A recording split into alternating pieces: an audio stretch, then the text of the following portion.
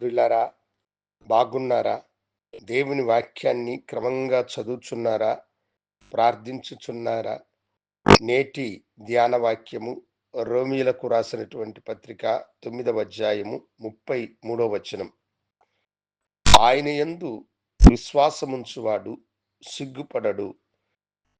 దేవుని యందు విశ్వాసముంచే వారెవరైనను సిగ్గుపడరు అని దేవుని వాగ్దానము మనకు తెలియచేయుచూ ఉన్నది. గమనించండి దేవుని బిడ్డలారా, మనము అనేకమైన వాటి మీద నమ్మకము, విశ్వాసము కలిగిన వారమై ఉంటే, మనము ఎన్నోసార్లు మన నమ్మకము, విశ్వాసము వ్యర్థమైపోతుంది.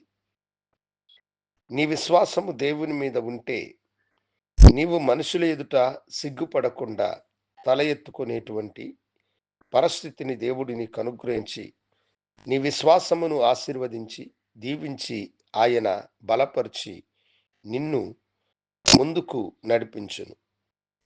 షడ్రక్, మెషక్, అబేద్నెగోలన్న దైవజనుల యొక్క జీవితంలో జరిగిన సంభవాన్ని మనము గమనించామంటే ఆ విషయము మనకు అర్థమవుతుంది.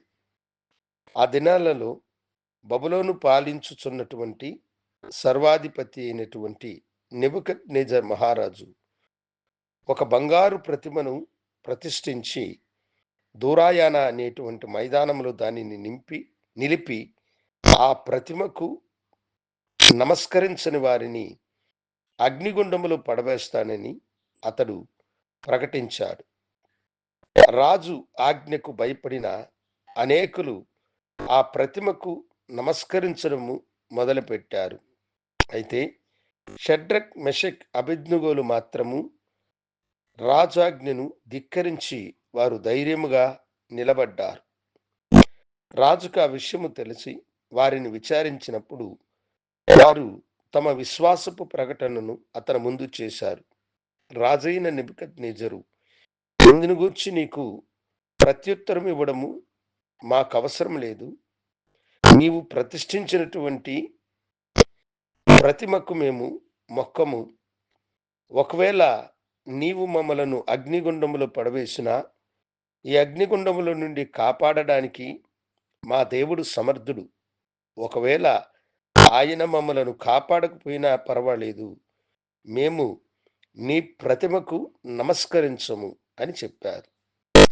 రాజు కోపము తీవ్రమైనందున అగ్నిగుండము ఏడంతలుగా వేడి చేయబడి వారిని విసిరివేయడానికి వెళ్ళిన వారు అగ్నిలో పడి మలమలా మాడి చనిపోయినారని దేవుని వాక్యము తెలియచేస్తుంది.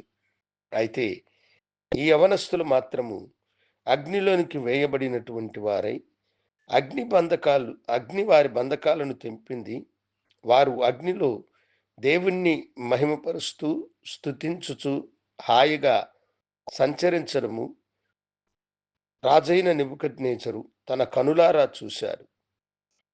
వారి విశ్వాసము విజయవంతముగా మారి దేవుని మీద తమకున్న విశ్వాసం ఎప్పుడు కూడా తమను ప్రజల ఎదుట, రాజు ఎదుట సిగ్గుపడనివ్వదని వారు నమ్మినటువంటి నమ్మకము వమ్ము కాకుండా రాజు వారిని అగ్నిలో నుండి బయటకు రమ్మని పిలిచి, వారు సేవించుచున్న దేవుడే భూప్రపంచమంతటిలో కూడా, ఆకాశమందు కూడా ఆయనే గొప్పవాడని సాక్షాత్తు ఆ రాజు ప్రకటన చేసినారు. అవును, ఆయన యందు విశ్వాసం ఉంచేవారు ఎవరు కూడా సిగ్గుపడరు. మీరు ఆయన యందు విశ్వాసం ఉంచితే నీ వ్యాధిలో నుండి ఆయన నిన్ను స్వస్థతపరచును.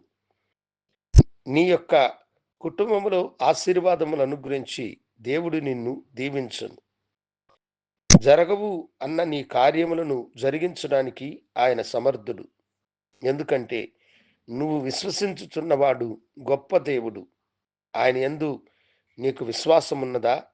నీ సమస్య ఎంత గొప్పదో, నీ సమస్య కంటే ఆయన మీద నీ ఉంచిన నమ్మకము అంతకంటే గొప్పదన్న సత్యమును గ్రహించు. నీవు మనుషుల ఎదుట సిగ్గుపడిపోకుండా దేవుడు నిన్ను దీవించి ఆశీర్వదించునుగాక. ప్రార్థించుకుందాం. గనుడా, నీకు వందనాలు. నీ బిడ్డలను దీవించి ఆశీర్వదించి వారి విశ్వాసములో మీరు విజయమును అనుగ్రహించమని యేసు నామమున అడిగి వేడుకొంచున్నాము తండ్రి. ఆమేన్. శుభోదయం. ప్రభు మిమ్మలను దీవించును గాక. ఆమేన్.